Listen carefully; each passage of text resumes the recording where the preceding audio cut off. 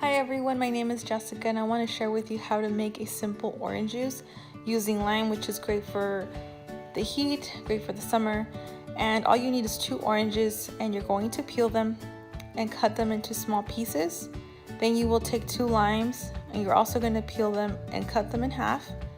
And you're going to combine them into your blender by adding approximately 2 cups of water.